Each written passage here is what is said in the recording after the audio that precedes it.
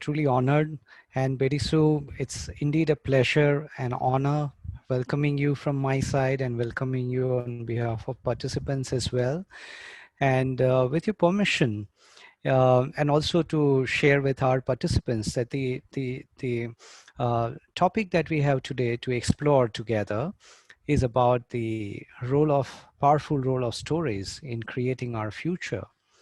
So as we set the space and as we create a container for next 60 to 90 minutes, I just would like to quote from a great book that you have wonderfully co-authored, edited, but you played a very central role, is The Power of Myth. Okay, and in that book, you have mentioned that Joseph Campbell, those of you on this forum who are not familiar with Joseph Campbell, we would really invite you and urge you to learn more about him, as he's someone who had a very deep impact, and he still is impacting all of our lives through his books and works. And I think you are lucky and fortunate to have worked with him closely, Betty Sue. So in that book, you have asked him that what is one of his favorite stories, and he mentions that he traveled to Japan for the International Conference on Religions, and over there he overheard one American philosopher asking one of the priests from Shinto cult or Shinto religion, as they call it, and that the philosopher asked that saint or a priest that I have visited many of your shrines, I have visited many of your ceremonies, and now, I want to ask you that I really don't understand your religion, I don't understand your philosophy, theology, etc. So I'm confused. Can you help me out? And that Shinto priest says that, you know what? I think I really do not have any philosophy. We really do not have any theology, but what we do is just dance. So I believe that the Do you know I'm writing a book at the so I moment called Dancing with Destiny, and it's wow. I'm writing it at the moment because, in a way, that's what we do if we live in the present with joy, is that we dance with the emerging future. And so Otto Scharmer's work about theory U Yeah. is always about sensing the emerging future. And when we wrote the book that preceded his theoretical work, in which the theory U was presented, introduced, called Presence, we did it through dialogue. And I find that very Yes. interesting. The four of us met, Joseph Jaworski, Peter Senge, Yeah. Otto Yeah. Scharmer, and I, in Otto's house over a period of 2 years. And when we recorded our conversations, which I then edited into a book, and Oh, then we all rewrote parts of it, but mostly it was conversation. So I think a lot can come out of being fully present. We always started our conversation with a meditation, mm-hmm. and that centering practice, which Yes. everyone was very familiar with, Yeah. um, established a space in which these thoughts arose. Um, they arose, and I think what's exciting about coaching is that you create a space in which the unexpected can arise for both the coach and the person who ostensibly is being coached. I think it's always two ways. Yes, indeed, absolutely. So as we are beginning to dance in the moment, I also wanted to just connect what you have just mentioned. That as coaches, we often witness that a client comes to us where either they want to maximize their strengths, they may want to go to the next orbit, next level, or they might want to overcome something.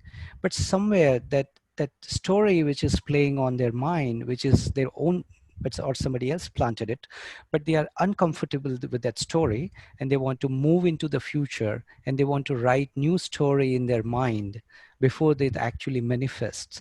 So I feel that there is a lot of convergence and we would really like to learn from you and invite you to share with us that how's the stories that impact us in the past, present, as well as future. Well, as human beings, we're always in a story. That's how we make sense of things. We even dream in story. We're the storytelling Mm-hmm. animals. We that's how we understand things. I started life off as a young person, as a pre-med student. I took Uh-huh.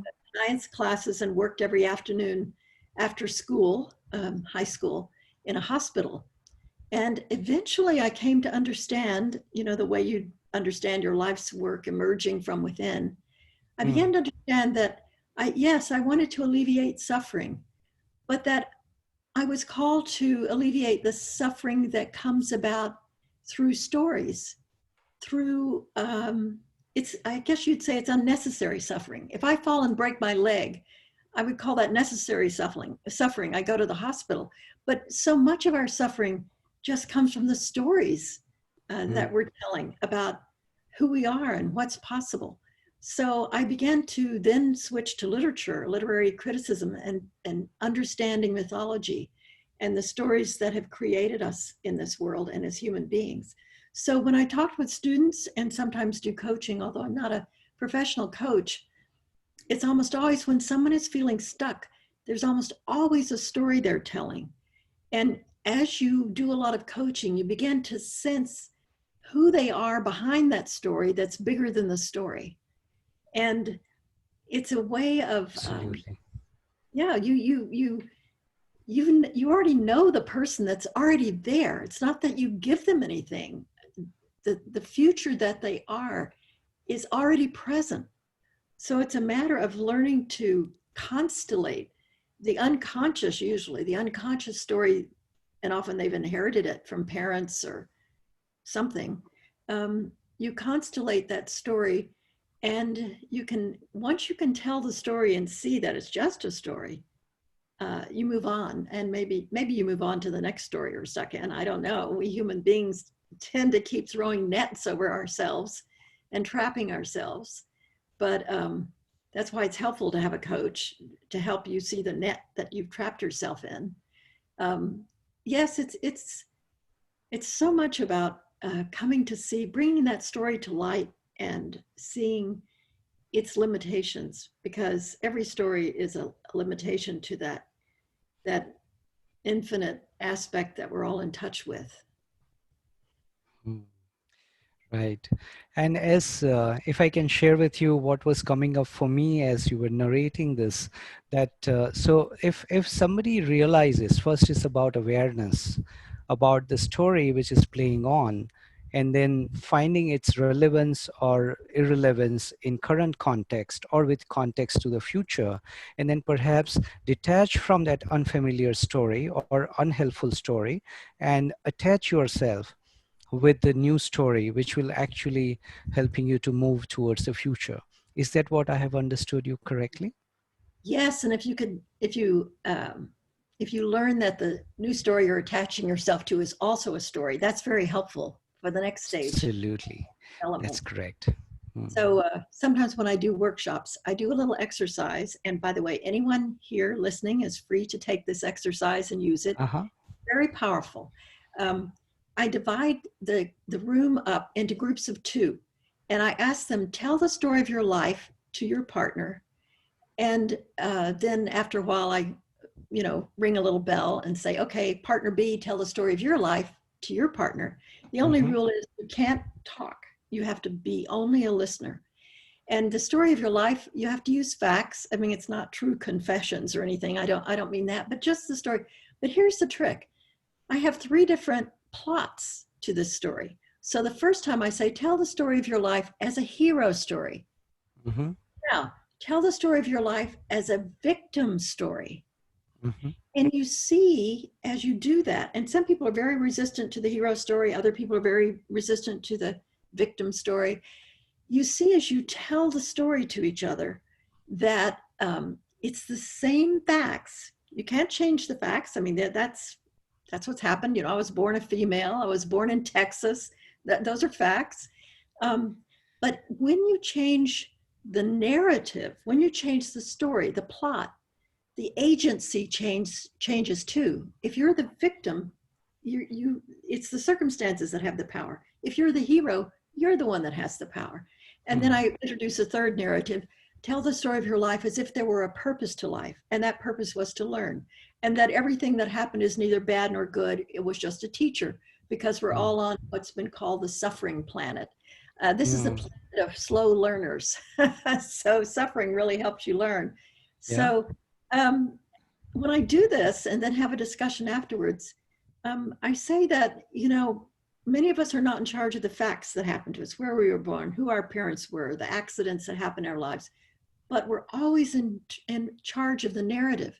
We're the storytellers of the narrative, even if the facts are there. So what we get confused with as human beings is we take the narrative, which is in our power, as reality, and it's not. We have so much more creative freedom in telling our story than we think we do. So Mm. part of the job of a coach is to loosen up the connection of reality to the narrative, and to see that's just a story, and that the stories that we tell shape a lot of what we experience, because we're always experiencing it through the filter of the story we're telling. Betty, so I just would like to step in for a minute, if I may. Please How do. long does this exercise take typically? Oh, as long or short as you want, because I give them about 3 minutes to tell their story, and then I blow a whistle or something, and it stops them in the middle of the story. Because it's not about getting the story across in this exercise. It's about observing in yourself the feelings you have when you tell your story as a hero story, and the resistances, and the feelings you have when you tell your story as a victim story. I once did this exercise at the Aspen Institute, and with CEOs, and as it happens, they were all male, and they were there with their wives. And so in this little exercise, it turns out that all the men could easily tell the hero stories, and some actually refused to tell the victim story. They even refused to participate in telling the victim story. And all the women, none of them felt comfortable telling the hero story. All of them could tell the victim story very easily. And that was such a shocking thing that many of them skipped a lunch that followed this exercise, and went walking together to explore this, why one was telling only the hero story and one only the victim story, and that maybe there was a third story, another story that they could come up with for the relationship. That was very eye-opening for me. But the exercise can take as long or short as you want, because people can talk on, and I blow the whistle and stop it and say, okay, now partner B. So you can do it for half an hour, you can do it for 10 minutes. It's usually about 15 or 20 is all I allot for it. No, the reason I asked is, unfortunately, in a webinar format, we don't seem to have the breakout room possibility. Otherwise, I would have loved to have broken this into breakout rooms. But if there is someone else who is willing in the audience, if they would like to come forward and be the participant, would that be a possibility for you to take them through this exercise in terms of listening to them as a hero, the victim, and with a purpose in mind? Or would that It tell would, other but people? Yeah. it would, but you know, this is such a simple exercise that rather than using our dialogue time here, you can do it with anybody right after we finish. Yeah. Okay. You don't, Brilliant. in other words, you don't need me or you are usual to do it, because it is truly simple. Anyone can do it. And I've had people all over the world write me and say they've done this. So I'm happy to do it if you think it would be useful, but actually I think of all the exercises I do, this is the easiest. Okay. Doesn't require me or anybody else. Yeah. Just There's a question from Rekha here saying that what differentiates creating of a story of the future vis-a-vis plain wishful thinking? What's the difference between the fantasizing and the storytelling? I think wishful thinking, I remember a song my mother used to sing at night. A dream is a wish your heart makes when you're fast asleep. And those are lyrics to a song.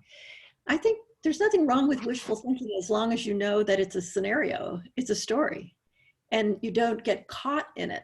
What's harmful about wishful thinking is ignoring the facts as they come along, because you're so tightly clinging to the story of the future. That's why I work with scenarios, not forecast. Wishful thinking is a kind of forecast usually. It's one thing. Whereas scenarios are multiple stories of the future. What could happen, not what should happen or what will happen. So let me go back to other aspects of this wishful thinking. The job of leadership is always to tell the story of the future. That's what a leader does. Martin Luther King, I have a dream. Moses, I see a promised land. Now you could say, I have a dream and I see a promised land. You could say that's wishful thinking, but actually in terms of a leader, the job of a leader is to present a vision of the future that's so powerful that your heart responds to. So it's more than wishful thinking because it has a lot of energy and power to it and actually moves people. So I'm very big on aspirational futures, even working with Shell on scenarios, Shell Global on scenarios. We have one scenario that I helped write called Sky, which is how the world could get to net zero emissions by 2070. And it's aspirational, the first time Shell has ever done an aspirational scenario. And it really, you could say, some have said, oh, that's pie in the sky, that's really wishful thinking. But we had our modeling team work at every aspect of it. So this is where science comes in relation to wishful thinking to produce good outcomes. Our modelers, they modeled every part of it. So it actually is doable with enough human will and heart behind that vision of net zero emissions by 2070. So wishful thinking that's a very good question because it's a very complex subject. That's Right. so totally amazing.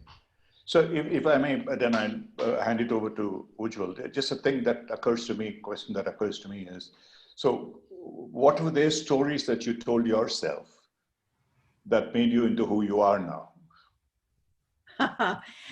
The story I told myself is of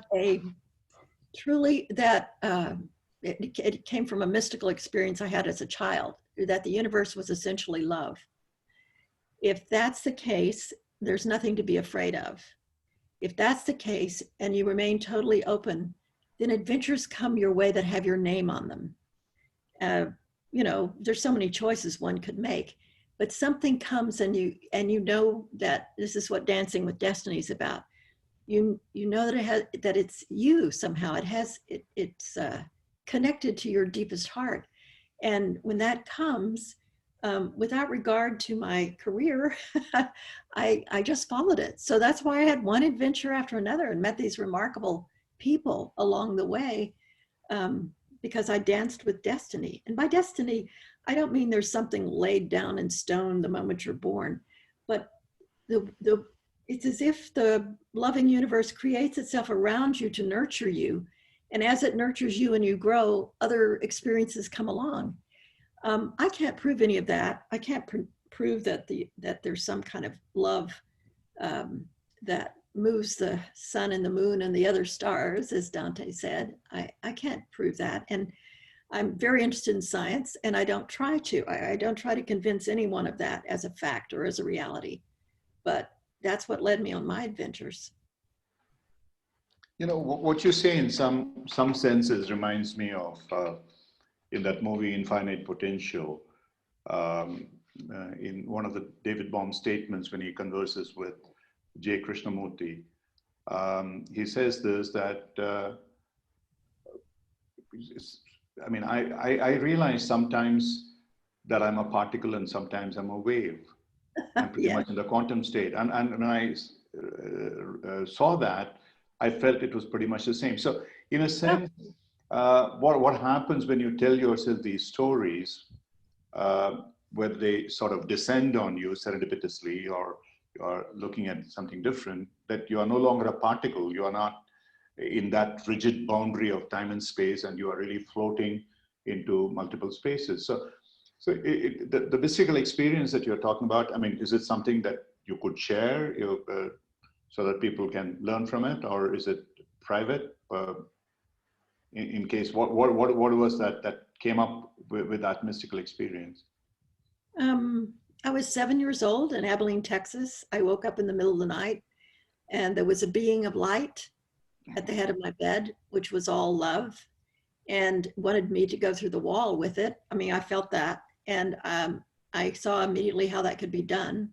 That is, I saw the molecules arranging themselves so there were spaces and you could just go through the space. And I said, no, I didn't want to do that. I was afraid, and I didn't want to do that. And here's the point, is after I said no, that was okay. Now, I grew up with strict parents, loving, but strict. If you said no, it would not be okay to, but the love that came forth was just the same as before. It was the most powerful love. And as I say, I had a very loving family. It was the most powerful love I'd ever experienced before or since.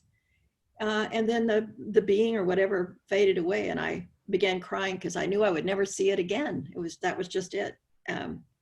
So it led me on a quest to understand the reality of that experience, if it was real. And I finally gave up because I am kind of a scientist at heart. There's no way to prove that it was anything but chemicals going off in my 7-year-old brain. So I quit trying to understand the reality of it and just began to operate on the meaning of it. That is, as a metaphor. If it were true, if it really had happened, and it was an experience that I can't deny and that I've always felt, what difference would that make for the way I live my life? What would that mean about the reality of life if I took it as reality? So that's been the lodestar. That was the experience that set my course. And if someone said, well, it was just an hallucination, I wouldn't argue with them, but it certainly was a powerful one.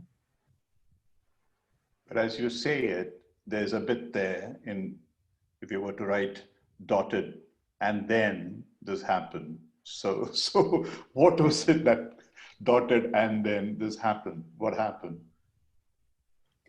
Well, once you have an experience of unconditional love that's beyond any experience you've had before, you begin, well, I began to see the unnecessary suffering. That was one of the things I began to see. I began to see that most of the unhappiness around me at school was kind of arbitrary, was totally unnecessary. And it had its negative effects in that it kind of alienated me from the reality around me, because I didn't see it the same way as most of the other kids. And that wasn't necessarily an advantage growing up when you want to be accepted, liked, popular. So mostly I just kept it secret. I've only begun talking about it lately, if at all, because it just makes you different. People don't want to be different. As a kid, I didn't want to be different. But it made all the difference in my life, because everything I've done has come out of that quest to understand what that would mean. I think when you meet a guru, whom I've never had that experience with a guru, say, or a master or a human being in that form, but I think people sometimes have that same, I know Ram Dass did have that same response. It changes them forever if they feel it as a reality. You're right. Yeah. I mean, one of the experiences that I had was when at a point in time in my life, I was working with people as a healer, and I met people who had had near-death experiences. And those experiences, and these were genuine, and people very often think that when they write about the near-death experiences, that somebody thinks that they're dying, they are going through this tunnel of darkness, and suddenly there's a light at the end of it, and someone, that old guy with a beard playing on a harp or something, tells them, okay, it's all right, now you can go back, or whatever it is. But many of them, what they said was pretty similar, whether it was an old man with a harp or whatever it was. At least I must have spoken to about a dozen people, and they all said the same thing, that under one circumstance or other, where they had this experience of pretty much dying, and suddenly there was this light, and there was something that said to them, go back. And they went back. And for them, after that, life was never the same. because Yeah. first of all, they lost totally all fear of death. Yeah. So like you said, they knew they were different. And some of the struggles, of course, were in trying to conform with other people. It enormously changes your life. And I personally, honestly, I mean, yeah, the people who are lucky have gurus, but I have a very healthy disrespect for gurus, having had the experiences that I have had. But my own experiences when I was doing the Vipassana meditation for about 10 days was that I entered into that kind of a space where I was absent completely. And it took me a long time to be able to replicate that, but eventually I was able to. And so that becomes your safe sanctuary to go to. If there is anything else that is bothering you, you enter that space and do that. So going back to your works on power of myth, for example, which Ujjwal was talking about. So tell us a little bit about your experiences of working with Joseph Campbell and Bill Moyers and some of the anecdotes from that book's creation. Yes. Before I do, I should add that I worked with someone on a book published anonymously. Well, it says by 2 students. That's in the Alice Bailey series. I don't know if you know that. It's a compilation of the Tibetan master on death. It's called Death, the Great Adventure. And it's about the state. And so I used to teach a course at the University of Texas on death and literature. And I met many of these same people, the kind of people you met who had been in near-death experiences. It's really quite phenomenal. So I just wanted to say I've had that experience too. It's very important. I think it was Dr. Johnson, the 18th century dictionary maker, who said, depend upon it, when a man is about to be hanged, it concentrates his mind wonderfully. There's something about death that seems part of the meaningfulness of life. You can't have a story without an end. And the fact that there is an end makes everything so precious, so dear. It's why we love flowers, why so many beautiful things are precious to us, or so many short-lived things are beautiful to us because of that death. And it's why in Greek mythology, the gods are kind of trivial. All they do is sit around and drink and, play around with each other and look at what the humans are doing. And if you read the Iliad, at the level of the gods, they're kind of, they're just not very serious people or beings. It's the humans who have tragedy, who call us to the great adventure. It's the heroes, not the gods in Greek mythology. So I just say that the importance of death, of the ending of anything, of the limitations that we have, even the limitations of being in a certain gender or living in a certain place, the limitations themselves are part of the keenness of our experience. And I think in coaching, this is important too, because people sometimes see factual limitations as maybe they're living in the wrong city, or their living circumstances seem to limit their aspirations.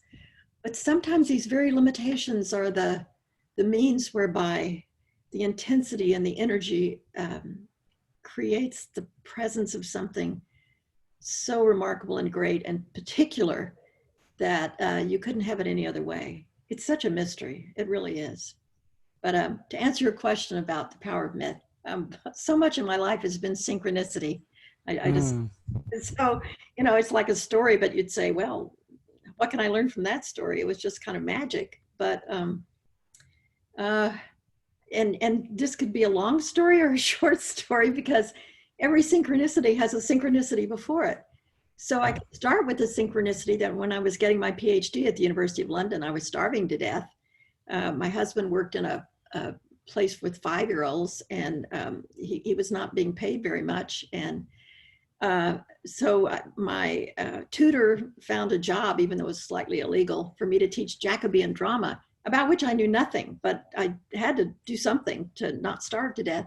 And so the only Jacobean drama I knew was The Alchemist. So I went to the British Library where I was working on my PhD and opened a book, and I saw this thing called Psychology and Alchemy by C.G. Jung. I had no idea who that was. Great Swiss psychoanalyst and very worth reading. So I started reading and I opened it up to a page that had an explanation of a dream, in effect, that I'd had the night before. So I thought, oh, I'm on an adventure. So I ended up reading all of Jung's works. So when Campbell came along, I read Campbell because here's the whole point about that, and then how I got to do the book. Because what made Campbell so meaningful and popular was not that he was a great mythologist, because there are a lot of great academic people who are academic professors in myth that you've never heard of. What made him so inspiring to people is that he had a Jungian perspective, and he had had a lot of experience with Buddhism and Vedantism, and he had met Krishnamurti when he was going off to work on his PhD, his dissertation. He'd taken a ship, as you had to in those days, over to Europe. He was going to write on the Arthurian legend, and the ship over, he met Krishnamurti. They began talking, and he realized that these hero myths were all over. They weren't just in Arthurian myths, they were global. And it changed his life. He never did get his PhD because academia is about knowing more and more about less and less. So I knew about Campbell that the secret to Campbell was Jung, was a psychoanalytic basis, so that he told stories that were meaningful to us, not just as if they were, dry historical stories. So I met Bill Moyers accidentally at a political cocktail party, really. And the guy, I was on the way out, and the lights dimmed because the political thing that it was was a fundraiser for somebody running for an office. And when the light went out, you had to stop. You couldn't leave. He was going to speak. And I just happened to stop next to someone I'd never heard of or knew, who was Bill Moyers. This was many years ago. And it took a while for the guy to get on stage. We started talking. He said, "What are you most interested in?" I said, "Well, at the moment, I'm most interested in mythology." And he had just done something with Jackie Kennedy, Jackie Onassis, but about the way she had staged the funeral for JFK, and he had just done a little tiny interview with Joseph Campbell. This is in the 70s. And she recognized that Campbell understood what she was trying to do with the deep symbolism of that funeral cortege with the riderless horse, and that she really she recognized that he understood it. And Bill Moyer said, I got more feedback from that one little piece of my journal, Bill Moyer's journal at that time, than anything I'd done. And so I'm going to do a longer series when I can raise the money. And you seem so interested in it, maybe you can help me. Well, of course I was interested. Okay, so now we're talking 15 years later that it happened, that we interviewed Joe. So I was the series consultant. I interviewed Joe. I worked with Jackie Onassis on the book. So many stories about this. At one point, the synchronicities were coming so hot and thick that Bill Moyer's assistant left the room. She said, "I just can't stand this." It didn't fit her belief system, all the things that were happening that were synchronous. Anyway, I have to stop because I could go on and on about that magical journey with Joseph Campbell and the power of myth. Ram, I feel like asking a question at this moment. Can I go? You're on mute. You're on mute, Ram. Please, Ujjwal, please go on. Thank you. Sure. Okay. So you just spoke about a belief system, and that's exactly a minute ago I was thinking. So that is another synchronicity, perhaps. I was thinking that we were talking about the stories, and stories also have emotions, or stories evoke emotions also. And are these stories also have a base in the belief system, the way we are conditioned ourselves, and also the values that we respect or we follow? So just wanted to check with you that, do the stories create beliefs, or beliefs create stories, or they are independent of both values and beliefs? before I go to something which I wanted to check with you at the core of that, which is purpose. So, Well, just to answer quickly your first question about the chicken or the egg, you can already see I'm going to answer. yes. Interdependent. There are stories that have cultural aspects to them. Mm-hmm. But any deep story that has lasted through the centuries also has a human aspect, so that when we read the stories, we really resonate. The story of the Buddha, living a sheltered bubble existence, going out and seeing a sick person for the first time, seeing a Sure. it doesn't matter what culture you're from. You get that Yeah. because it recreates the first time as a child that you understood, oh, sickness, oh, death, oh, you have these realizations. So the Buddha's story is all our stories. So the Yeah. deepest, most important stories, the stories that last, are both cultural and deeply universal. Right. Okay. Thank you. Lead to purpose. But what is your question about purpose? Yeah. Yeah. So, can stories reshape the purpose? And if yes, there is an adjoining question from Kimberly there, that if somebody has a purpose, but their story they are telling to themselves is a victim story, so how perhaps we can encourage them to reshape their view and connect them with their higher purpose, so that that energy pulls them there towards the action. Sometimes a victim story hides the real purpose. Sometimes purpose gets stuck in the will. And to me, purpose is never in the will. It's never self-generated. So it's always renewed.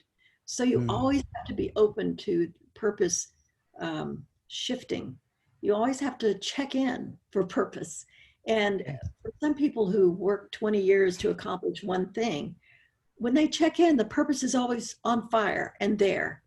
But there's some people who hold purpose like a to do, I should, generated Yeah. solely from the will. And the more purpose is generated just from the will and not from the heart, or what I would say from the future. And this is where it gets theory and very kind of mystical. Yeah. To the Yeah. extent that purpose is generated just from the will, it can become brittle. It can become almost controlling sometimes, and it has a different feeling about it because if it's generated just from your personal will, nobody else can enter into it and help you. The point about a purpose that is generated from the field of the future, and I say that my first subtitle for the book Presence was Human Field of the Presence, future. Yeah. Purpose and Field of the Future, which they Right. changed. But anyway, I'm just saying, because Yeah. purpose is not a self-generated thing. Purpose comes from the field of the future, uniting. That's why I call it dancing with destiny. So True. purpose is alive. It renews itself. It doesn't. It's not self-generated. Although you have to be willing to be a servant to the purpose for it to emerge in you. But it's being a servant to the purpose is different from willing the purpose. And sometimes people with will can be very exciting to be around for a short period of time. And then That's correct. the flowers around them begin to wilt. And we see that in the history of tyranny and the history of all kinds of historical figures who are up on the top of the mountain for a while and then are undone by their own decisions or by the will of the people, or because power is always in the long term only given to you.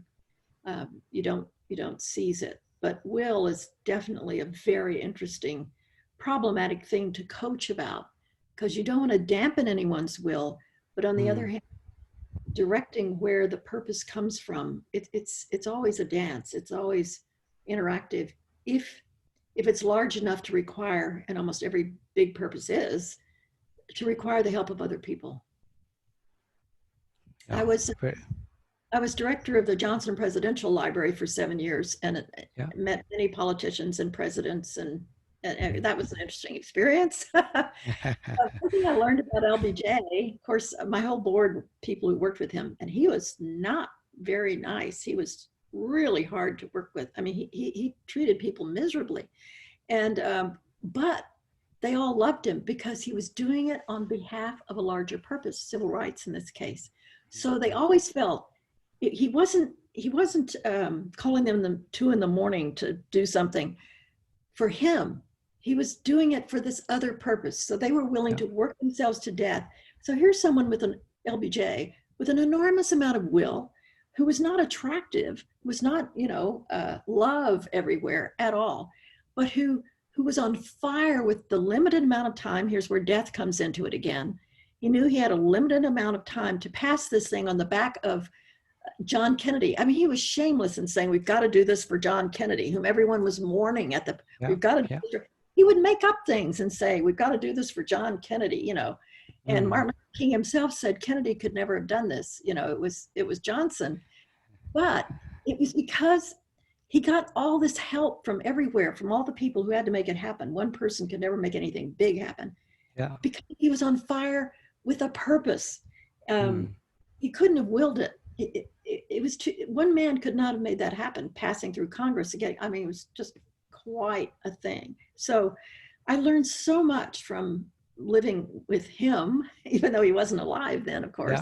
But to all the archives and all the archivists who knew him and all the researchers who came there, and Mrs. Johnson, whom I did get to know very well. But, you learn a lot about how something big is accomplished. Something big in society is accomplished. And the will, it's not just self-generated. It's, it is a complex thing, the will. So when you're coaching someone in relation to purpose, it's a very large conversation. Wow. So that prompts me to ask next question to you, if I can.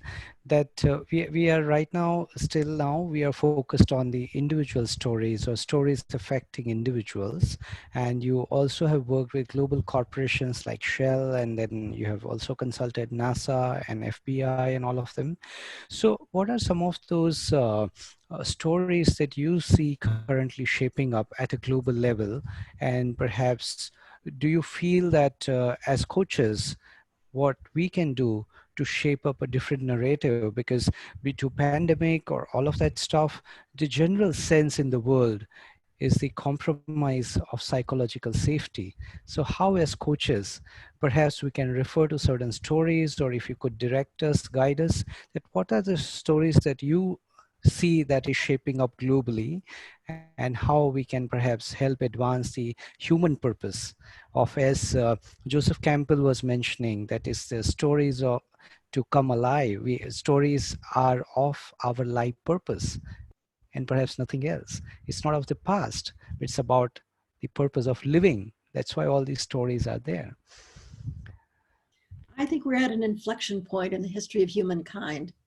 And it's not so much just about the stories, although it is, but about the storytellers. I mean, look here, we're all equal little squares on this Zoom platform. Yeah. We're all, for the first time in history, and it happened almost overnight, we are meeting without regard to space. This morning I was in Paris talking with the OECD conference. Wow. Here I am in Bangalore. I mean, so we have the opportunity amongst the people who have purpose and can feel the emerging field of the future. Yeah. We have the opportunity through sheer numbers and through being storytellers all over the world to shape a transition to a new world, a world of justice and love and the sustainability of the planet. This is a real inflection point. And I've just finished writing scenarios for the future of, these are COVID scenarios for Shell. And I also worked on the COVID scenarios for the World Energy Council. And there are different kinds of scenarios. And so I've read a bunch of the COVID scenarios. But with Shell, I started with 3 value systems that we could use to respond to the crisis. And one is security, fear, going back into our own nationalities or our own little bubbles. Another is wealth, where we try to return to business as usual as soon as possible. I'm being these are thumbnail sketches of much more complex stories, of Sure, course. sure. But one I called Health, because there you take off more slowly at first, renewing the economy perhaps, but you try to do it in a way that creates societal health. And health comes from a root for the word wholeness, so that you're interested not so much in growth, which is an economic value, but in health, which contains growth. Economic growth is part of health of a society, Yeah. but it's a larger concept. And I think we have the opportunity to tell that story globally for the first time. So just as after the great crisis of World War II, we developed international institutions, now after this great crisis, it's possible to develop global stories. Wow. And that takes individual practitioners, not government institutions as after World War II. It takes all of us storytellers beginning to tell the same story as human beings, no matter where we're acting, what we're doing, whether we're in government or not. Yeah, yeah. And that recalls something for me that it is said in systems thinking that when system is about to collapse, individuals rise to the occasion, and then the new system is formed. Yes, yes. Okay, That's that's wonderful. that's the point, the inflection point where we are. That's the great Yes, opportunity we have now if we don't lose hope, and is to recreate the world anew. yes. So could I also check with you about your reading on the role of emotions in creating our stories or hearing our stories or reshaping our stories? So maybe as coaches, we also work with the emotions, the resultant energy impact on them, how the emotions are felt in their body, and then how do we leverage that towards helping them to move towards the actions towards their desired future. So it would be great if you could throw some light on the role of emotions in stories and vice versa. Wow, that's a huge subject too. Huge. I remember reading that Goethe, the great 18th century poet, said when you're telling a story to a child and their eyes widen when you get to the witch, dwell on the witch. you know, keep going where the eyes widen, because that's the Yeah. emotional connection. And you do that with coaching. You can tell when something catches the person you're talking with. But I think it's very useful for people to become aware of the emotions as they arise, because very often emotions, especially the so-called negative emotions, are reactive. But actually, if you can turn that into, instead of acting on those, to be aware of them as information, that they give you information about how you're perceiving on an unconscious level, they can be very useful. So I think as a coach, there are two jobs in the emotional realm for a coach, two main jobs, many more, but one is to help the person you're coaching become aware of emotions and to observe them, not to squash them, and then to read them, to see the information that they're giving. Mm-hmm. And because quite often people think that they're making progress, and they are, but there's so many layers to the unwinding of a certain story that has them stuck, that only emotions will give you a clue that, ooh, that story is still going on in a much more hidden form. And so that the emotions as they arise give both you and the client a lot of information. But the second thing a coach needs to do in relation to emotion, and this is most important of all, is to be a container of love. And by love, I mean unconditional acceptance of whatever comes up, because only in such a container of unconditional acceptance will you get to the bottom of things. If at any point the person you're coaching feels judged, at that point, a deep communication stops. So you have to be the unconditional container, which means love.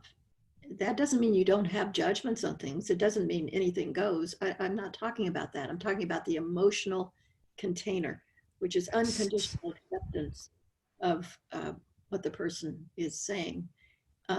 Even if you point out that that behavior might not benefit them, the container is Absolutely. on acceptance. Okay. Absolutely, and that connects me to and Ram. You can step in whenever you feel like.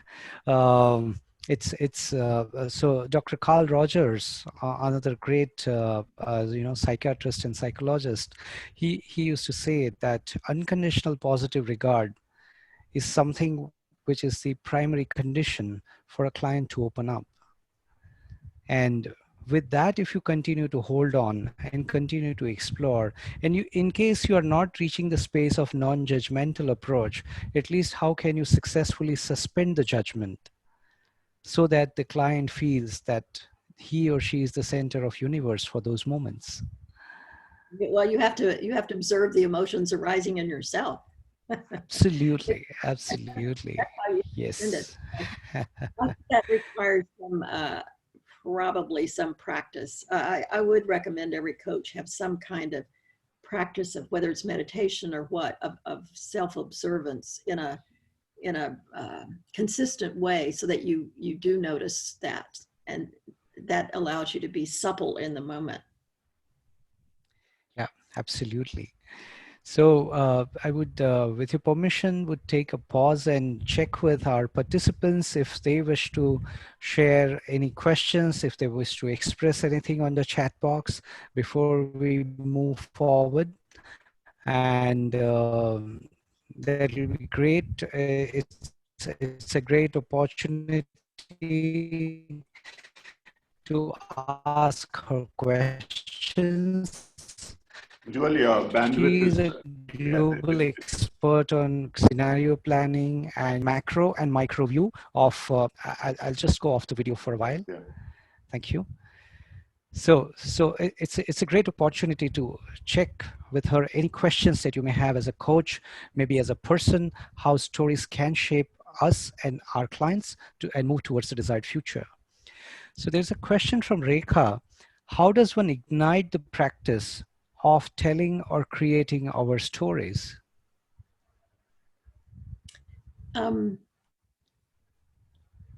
I think your story is sort of told as it's happening. Um, if you're talking about a story about yourself, um, it sort of well, I can give one little practice that will help. I give it to my students at some point. I would be talking. I was teaching literature at the University of Texas, and so I was trying to get them to understand what it would be if you felt, as the medieval people did, and as the Greeks to some extent did, that the universe was full of messages for you. What would it mean to be like that? So I would say, all right, for the next 10 minutes, leave this classroom, go out on campus, ask a question, but it has to be a question you really care about the answer to, not a question like, what's the assignment going to be tomorrow? Because you don't care enough about that, but a really deep, deep question to do with your life. And you will just trust that in 10 minutes, you'll get an answer from the universe. So it always worked. That is, the students would go out and they'd come back with these funny grins on their face. And one of them, I remember, said he was wondering if he could practice architecture. He wanted to be an architect and also have a family. And he walked over to the architecture school, and there was a child, very rare on campus, a child was playing in front of the architecture school. So he got his answer that way. Another girl went out and wondered if her boyfriend loved her. I mean, this is, 18-year-olds. And Yeah. she sat under a tree and got no answer. And so she stood up to go back to class after the 10 minutes, and she'd been sitting on a piece of paper that had been cut out in the shape of a heart.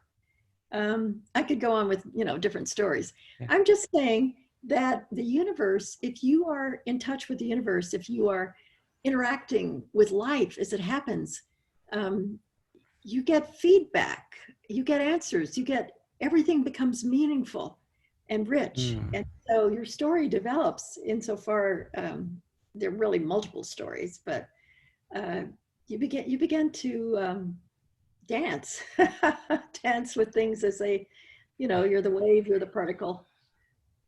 That's Yeah, that was Right. amazing. It reminds me, there was a time when I was working with the enterprise that Sir John Whitmore set up with Timothy Galloway, performance consultants in UK. And Timothy Galway wrote these books of Inner Game of Life and stuff like that. So he was doing his first train the trainer kind of program, and I was invited to be there. So one of the things that he did was exactly what you're saying. He says now, and this was in the Queen's Club, out just in the suburbs of London, which is the Macau of tennis. Not Wimbledon, but Queen's Club is where it all started. So the field outside, he said, get out there and then do whatever you want. Talk to the cows, talk to the trees, talk to the sky, do what you want. Put out your question and come back with an answer. You're kidding. Absolutely. Wow. I didn't know. Absolutely. Oh, that's something. So I wandered around a bit, and then there were a couple of cows around there, sort of looked at them for an answer, nothing came, looked at the grass, and then something told me, I looked up and I was looking at the clouds, at the sky and the clouds. And honestly, there were some extraordinarily profound answers which came so powerfully at that point in time. And so we went back after the half an hour or whatever it is. And several of us had tears in our eyes as we recounted what we experienced. So I totally agree with, we just have to have the courage. Like you earlier said, this will, I would use the word ego for it. There's a barrier that we have in terms of thinking that this is what we are, and which leads me to a question which perhaps when we can, depending upon, take your time. I really would like to understand. You talked about scenario planning. A lot of us are very interested in the larger ecosystemic aspect of what coaching can achieve. Like Peter Hawkins in UK, Eve Turner, they're talking about the climate change, and the whole conference is about Awake, Aware, Rise. It's about that, creating that larger collective consciousness, as it were, which is to me a mirror image of the collective unconscious of Jung and all that stuff which Joseph Campbell talked about and related to all that. So there's a phenomenal connection. And one of the things that you said also resonated for me. Purpose can never be willed. The purpose happens. Now, in the Vedic psychology, more than Buddhist, the concept is about what is called the prarabdha karma, which is the purpose that is, the belief is that death is transition. Just like Einstein's relativity theory, energy is permanent, it can never be destroyed. So the energy that we have recreates itself, as Krishna says in the Bhagavad Gita, in a new set of clothes, and you appear in a new body somewhere. And that's not an accident, even though you think it's an accident. That is conditioned by the thoughts with which you live your previous existence. And along with that, there is a set of whatever stuff that is out there which determines. Today, neuroscience-wise, we know that there is a part of our brain we've tapped, can recreate the memories that we have had from the reptilian age, the reptilian brain. So when all this adds up, so at one level we have the very deep individual unconscious, and that individual unconscious connects with the larger collective unconscious or conscious, whichever way you want to term it. I see most of Joseph Campbell's work and even David Bohm's work in that space. How do we expand from our individual consciousness or unconsciousness into that larger collective consciousness, unconsciousness? So coming to the specific of it, with your experience in terms of applying it, like you said, be it the COVID scenario planning or something else, climate scenario planning or whatever it is with Shell or anybody else, what do you think can happen? I mean, this is also in line with what Sharma calls as emerging future. So how does it all tie up? In the way that you've described, everything you've said ties together, but I don't know how it ties up, because it remains to be seen. It remains to be done by all of us. It remains, I think all of the wisdom that we're so lucky to have from so many different cultures. I don't know any of it that contradicts any other. The wisdom that's lasted from every culture and religion is coherent. I remember once Father Thomas Keating saying that, you know, when the priests get together, they argue. When the mystics get together, they don't.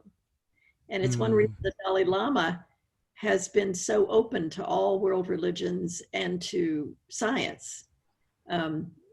It's the priests that and it's not, this is nothing against priests. It's, what I'm saying is that if you follow the dogma, you'll see the differences. If you follow the spirit, you'll see the likenesses. And it behooves us, if we want to create a better future, to follow the spirit. And that is not the reactive emotions, but the sense of purpose that emerges from the dance of our will and what happens in the universe. I remember Campbell saying, and I remember the beautiful gesture he made. I did all the pre-interviews with him and wrote the briefing book for Bill. So I remember his hand gestures when he said this. He believed you should follow your bliss. It's almost as if you're implanted, that the thing that has you find your purpose is not so much, he said, it's not so much what you will, but what you love, your bliss. And he used that term, Satchitananda. He said, I don't know my being, I don't know, but I know my bliss.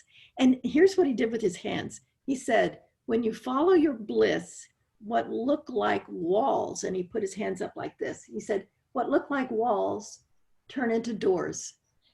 And I'll never forget the way he did his hands. Wow. What are walls turn into doors. And it's true, it's like doors open. You walk and it's like walking through walls. It really is. The doors open, but look like walls turn into doors if you're following your bliss. So I know I got t-shirts after that series came out, people, little refrigerator magnets that said, follow your bliss, chocolate, chocolate, chocolate, and follow your, all kinds of funny things. But there's a deep truth there. It's not the same. Following your bliss is not the same as just doing what you want to do. It's this deep love that guides you. And I think that's what ties it all together.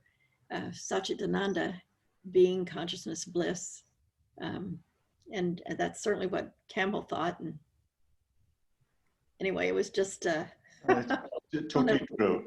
It's about what he said in some ways, and which is the core of the whole philosophy of Vedanta and Satchitananda and so on, is it's an integration of acceptance, gratitude, faith, and courage, which just has to come up for you, which is not about yourself. It's about a much larger entity, which is a larger self. And that's really what we are talking about. Yeah. So Ujjwal, I leave it to you if you would like to sort of take it to the logic. Sure. Close. Yeah. Sure. So Betty Sue, one question regarding, you mentioned about Thomas Keating. So that book, that Heartfulness Transformation in Christ, how does one get it? I'm trying to find it, but it's not easily available.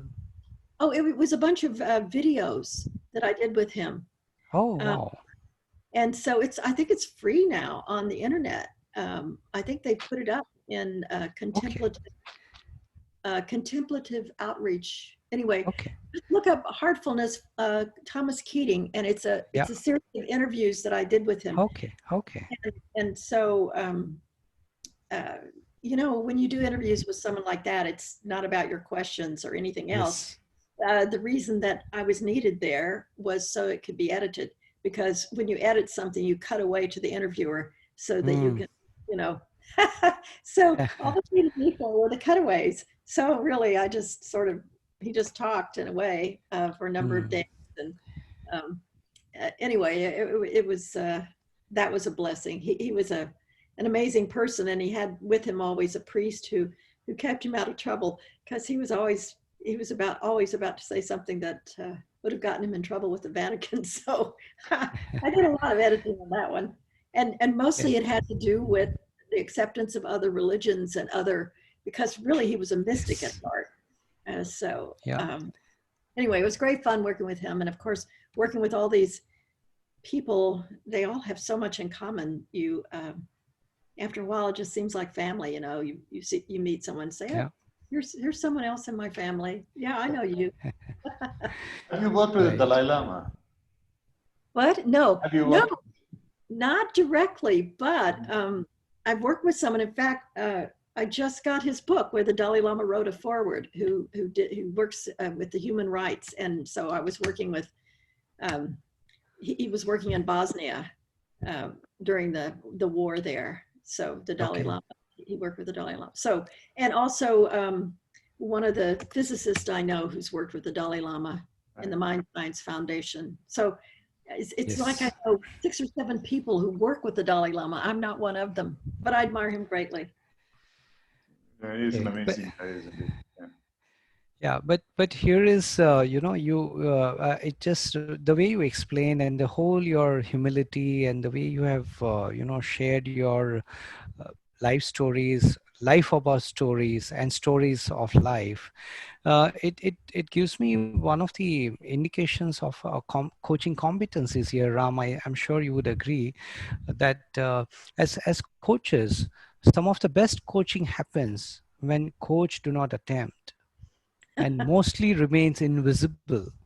And if he or she is required to step Yeah. in, they Yeah. just make a question or make a comment and Yeah. then again go back. So Yeah. it's not about the coach, it's about the client. Yeah. So what I see a great quality in you, the same very coaching quality that at many places you never came forward to take credit. You spoke about Joseph Campbell, Bill Moyers, and Thomas Keating, and Otto Scharmer, Peter Senge everywhere, but you always are okay to be in the background and you are very humbly shared all of that. So that has personally moved me a lot. I would like to acknowledge that. Thank Yeah. you.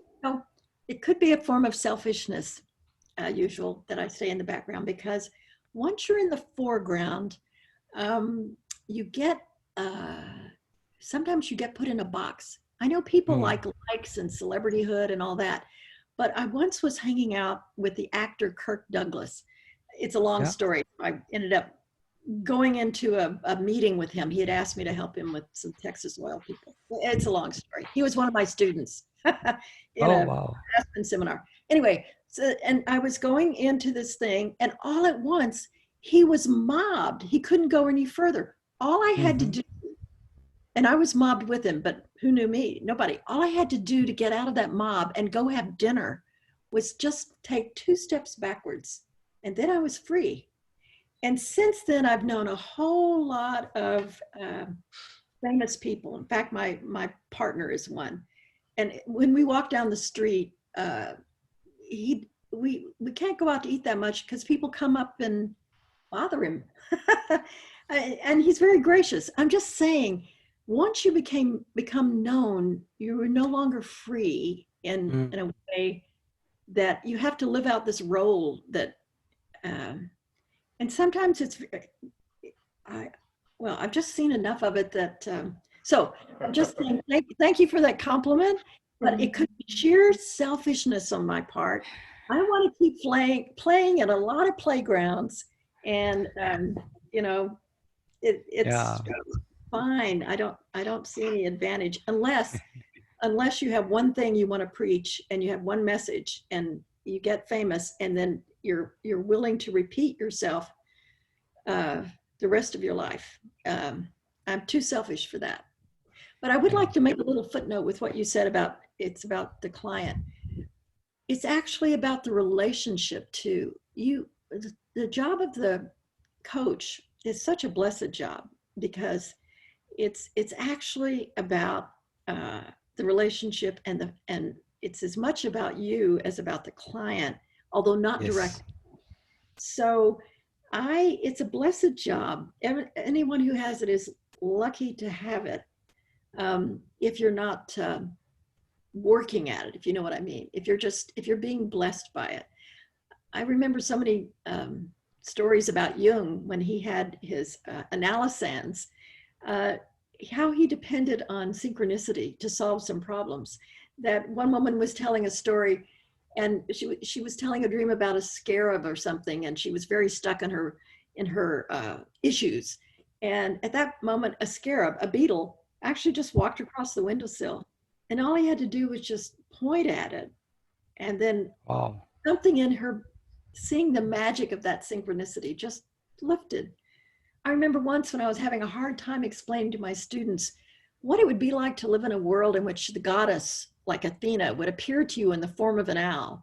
Imagine if any moment you could be walking along and you'd see an owl, and that could be Athena. What would it be to live in such a magical world? At that point, we were up on the second floor. A girl in the class leapt up and she said, she interrupted. She just said, "Look, an owl." And there was an owl in the crook of a tree. And the whole class just stood up and rushed to the window. In that just brief moment, we modern cynical, the modern cynical kids, with their iPhones, they had that experience just that long, but it was enough. And there was a sense of magic that lasted such a little time. After that, I told that to a colleague of mine. He said, "Well, next year you ought to plant a stuffed owl in the tree." No, that wouldn't be magic. That would be stagecraft. And that's, that is the, that's kind of a temptation of coaches and others. If you know something works, you tend to do it again. I do. I just gave you a little exercise that I've done many times. The most profound seminar I was ever in by someone with a bunch of Japanese, and he couldn't speak a word of Japanese, and I was just there to help him write a book. So I was sitting in the background, and all these Japanese businessmen, very straight-laced, were sitting in a circle, and the interpreter didn't show up. What are you going to do? Oh You're all you can speak is English. Everyone there can't speak English. They're all Japanese. What are you going to do? He just looked at each one of them, one by one, with such love in his eyes, no words. This was the first meeting. He didn't even know their names. He looked at each one with such love that one by one, each of them started crying. So here, with no words, was a profoundly transformative moment of all these Japanese businessmen. There were about 15 of them crying together. I've never seen anything like it. Okay, I just say that because if you can be courageous enough to be open to what emerges in the moment, and I never am when I'm giving a workshop. I never am. I have it planned. Magic happens. Yeah. So it's like let go to let come. Yes, but be very present. It's not. Yes, it's very present. It's there, but we don't see it. Yeah. Absolutely. Wonderful. So we have Harish also on the panel. Harish, would you like to come in and check with Betty Sue on anything that you want to? Thank you, Ujjwal. It was a pleasure listening to Betty. I think the authenticity with which she's been sharing her experience and her journeys, life stories, have been really moving. Thank you very much, Betty. I really loved listening to you this evening. Thank you very much. Thank you. Thank you. Thank you. Yeah. Thanks a lot, Betty Sue. I think it's remarkable, and I know that there's a lot more wisdom where it comes from, and you certainly have said that you are not putting yourself forward, and you would like to be there at the back. But it's been a wonderful sharing, and we are truly honored to have you here and talk to us and share with us. Ujjwal, if you'd like to close. Yeah. Sure. No, just joining Ram in thanking you from the bottom of our hearts, and thank you for your time, energy, and the presence that you have offered. I think it's not only a testimony of who you are, but it's also an example for us. Well, perhaps I have some more stories to tell my daughter about, because she was curious how it would go and what would she say and all that. I think the recording will do that service, but I'm going to go and tell her that it was a great being with you today. Thank you so much. So much. Thank you for the Thank you, opportunity. Betty Sue. Most welcome. Bye. Take care. Most welcome. Bye-bye. Thank you, Betty Sue. You have a great day ahead. You too. Thank you.